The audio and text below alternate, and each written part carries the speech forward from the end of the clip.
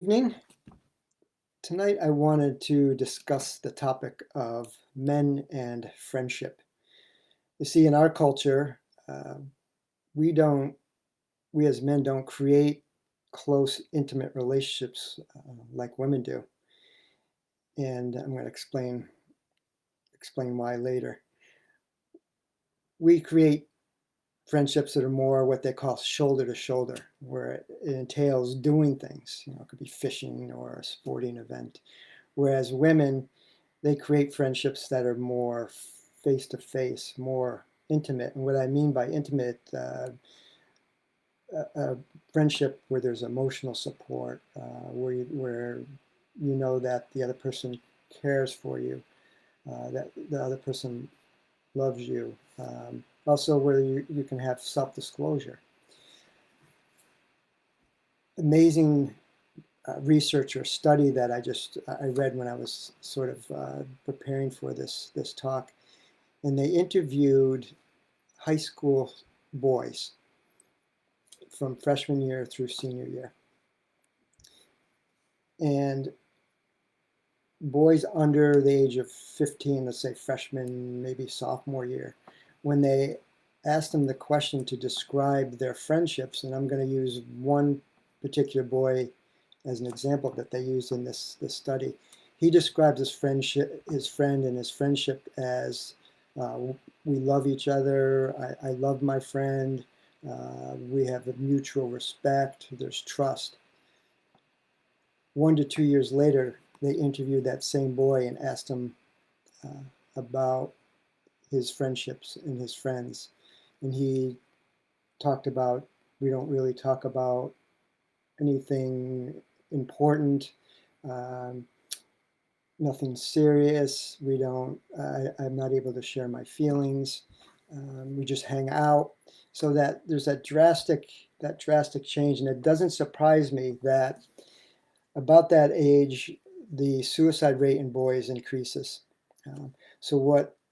So why is this? Why is this happening at this age? And what I call corrupted messages that we as boys and as men receive growing up, and it rears its ugly head at that age. It's the point when we learn and we act on what it means to be a man from the messages that we learn growing up. That men are not supposed to, and boys are not supposed to cry. They're not to express emotions. Uh, they're not supposed to be vulnerable. Um, so that's when it starts to come out in boys as far as that disconnect from friendship, and it's seen as a feminine thing.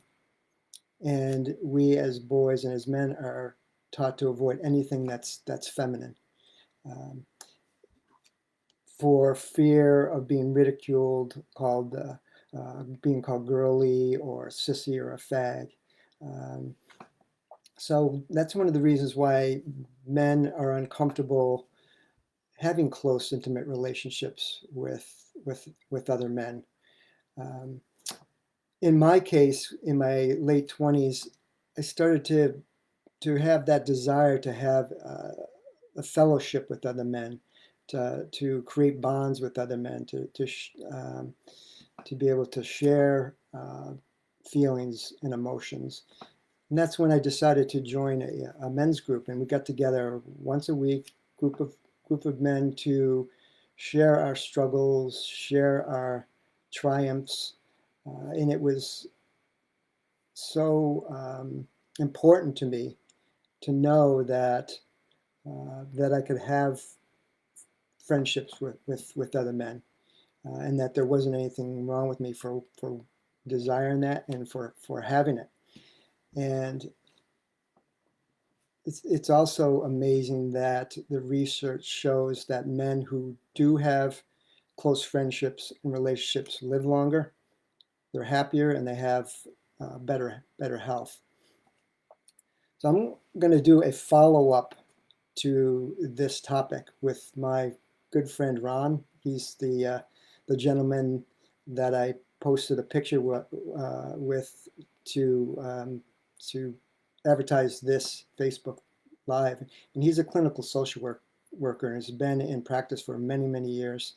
And he specializes in working with men. And actually, Ron and I have taught a workshop on men and friendships. I consider him my best friend, and I'm so grateful. I met him at that in that men's group, so I've known him for over 30 years, and throughout the years, to have a friend like him, to be able to rely on him through my struggles, through my hard times, through the good times in my life, and me being able to do that with him. I was the best man in his wedding. And so grateful for that. So we're going to do a Zoom interview and discuss men and friendship more, and we're gonna put that together sometime early next week. So I'll be posting that interview sometime next week. Also, I am going to post a link to an article from The Art of Manliness. Again, when I was sort of doing some research for this talk, I read this article. I want you to scroll down and look at the photographs of male friends from the 19th century and their physical intimacy. There's no fear around that. And then something changed in the 20th century, but you'll be amazed at the level of affection and physical intimacy that these men have towards each other without any inhibition. Yeah, take a look at that. It was pretty fascinating to me. And I can say, and as I said in the beginning, this is a cultural thing, just in our culture, because I've had the pleasure to spend time in Southeast Asia at a training there for a month with massage therapists, Thai practitioners from all over the world, and was able to spend time with men from Greece, from Spain, from Australia, and there was none of that homophobia. There's none of that inhibition around physical closeness, and I look at some of the photographs I took with them. You know, we're cheek to cheek. There's just there was none of that. So I'm challenging you men out there to challenge your thoughts, that those corrupted messages, those corrupted thoughts that that were instilled in us growing up, and to create some close, intimate relationships with your male friends.